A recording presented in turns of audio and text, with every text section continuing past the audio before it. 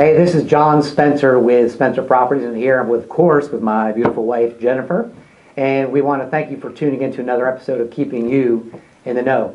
Today, we want to talk to you just a little bit about investment properties, something that is very near and dear to our hearts, and something that Jen and I have looked into and researched and been involved with as far back as 1996. So something that we have got a lot of background in, and something that we just believe is something very good to help settle your financial portfolio. So that being said, what is it that you like so much about investment properties? Well, John and I, actually it was John's idea to start investing in real estate back how many years ago that is? Back in 96, 20 some years ago. I never would have gotten into real estate at all, much less investing in real estate if it weren't for him. He said, I think this would be a good thing to plan for our financial future, to pay for college for our kids that we're going to have one day, to fund our retirement, and man, was he right. Mm-hmm. So what I love about investment real estate, to answer your question, is the magic of leverage. So back then, as newlyweds, we had very little money between us. We had worked really hard to be debt-free. College debts were paid off. Car loans were paid off before we got married. That was one of our goals. So the very first thing we did is we said, let's try to eke together some money to buy an investment property.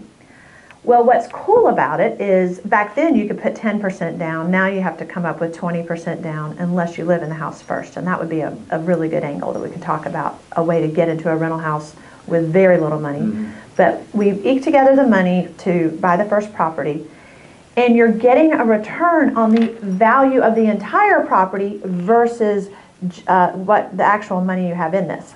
So at the time, we saved up $10,000. We bought a $100,000 property, and we're getting a return, typical appreciation on $100,000 on a property in North Carolina over the long term is 4% a year. So on that $100,000 property, we were making $4,000 year one, $4,000 year two, $4,000 year three. So it wasn't that we had $100,000 invested. We only had $10,000 invested. Yeah, the down payment. Right. But we were earning money on the entire $100,000. So that's where real estate is really special, because in the stock market, for example, you have to, if you put $10,000 in the stock market and you earn a 4% or even 8% or 12% return, you're earning it entirely on the money you have in there. Whereas in real estate, you're earning it on the entire value of the property. You're earning money on other people's money, OPM. So that's what makes me really excited about real estate. But not only are you earning money because you're getting the appreciation on the property, the 4% a year in this case, which is what I always use for my estimates, because that's a really good solid number. Certainly in our market, yeah. Yep. But you earn money three other ways in real estate. Mm-hmm. So one of the things John gets excited about is the tax benefits of investment properties. I get excited about tax benefits. Yeah. Well, you do. I do. So with the tax benefit, it's a little different. When you own a home, you get to deduct the interest on your mortgage. When you invest in a property, you get to depreciate that property. So you take the property, you divide it by 27.5, and that amount of money you get to deduct from your taxable income each year. Let me just interject that 27 is a number that's determined by the IRS, so it could get into the tax factor there. So. And we're not authorized to give tax advice or anything, so we're just telling you kind of a rough general picture of how things go. You need to definitely consult an accountant to get advice on the tax benefits of real estate. The third way that you earn money on investment real estate is cash flow. So, and renters out there, you need to pay attention to this, because this is really important. Right now in our market, if we buy a property, we might be spending $700 on a mortgage for a property. All right. And on that same property, we're charging $1,200 a month rent. So we're making a positive $500 a month cash flow. And understand, when you are a renter, you are buying a home, a property, for somebody else to become wealthy. So if you're a renter, you really need to think hard and long about getting out of renting and get into owning at least your own home, and then maybe eventually turning that into a rental property and buying your next home. But when you are renting, you are buying a house for somebody else. Not only that, they get the tax benefits of the house you're paying for. So back to the cash flow. If on our houses right now we're averaging about $500 a month cash flow per house, which is pretty typical in this market, times 12 months, that's $6,000 on most properties that we have. So in our example we gave, on a $100,000 property, you're earning $4,000 in appreciation a year. You're earning a few $1,000s in tax benefit a year. You're earning $6,000 in cash flow a year. So you start adding all this up on your initial investment, and the return on investment is incredible because you're using leverage to your advantage. The fourth way that you earn a return on investment real estate is called equity buildup. And basically what that means is the tenant is paying the mortgage. We don't pay the mortgage. The tenant pays the mortgage. And out of that mortgage, a certain amount of that goes to pay off principal. So, did I say that right? Pay off principal? So Mostly interest at it's first. mostly interest, but a certain amount of it is principal of the loan. So what that is it's increasing your equity because the amount you owe on that property when you sell it is going down. So you're building equity. And that's a few $1,000s a year. Yeah, and just to clarify, when you first buy that house, that first house we bought, that was $100,000, but we put $10,000 down. That down payment was our equity. So each year as you pay off your mortgage, of course, more money gets added to the equity. So you start with that $10,000 and you build from there over time. That's right.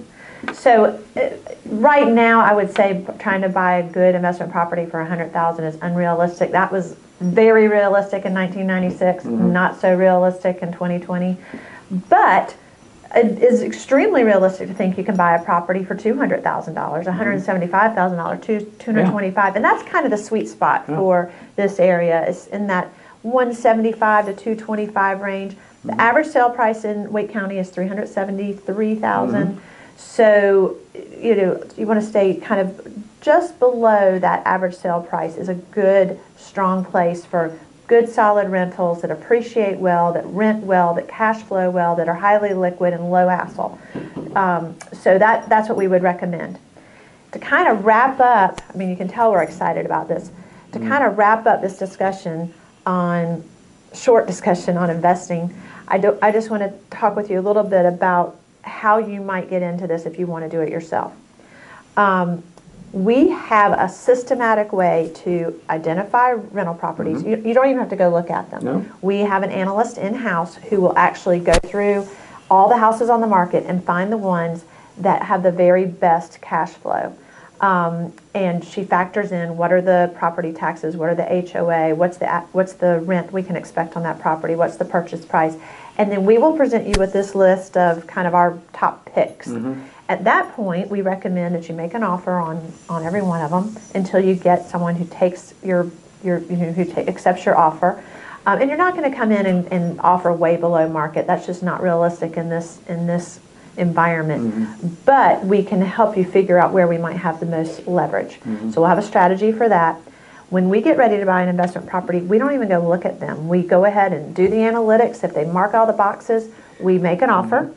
And then we have our inspection specialist, Mark, go out and check out the property. If Mark gives it a thumbs up, then we move forward with the purchase. We like a thumbs up from Mark. He's good. He knows his properties, and he knows the possible trip ups that could cause a problem with the house later on. So if he gives a thumbs up, it gives me all kinds of confidence. So if you're thinking about getting into investment real estate, you can literally push the easy button with us to get it done. You don't have to do the legwork. You don't have to do the analytics. You don't have to figure it all out. All you have to do is pick up the phone and call us, and we will walk you through it every step by step.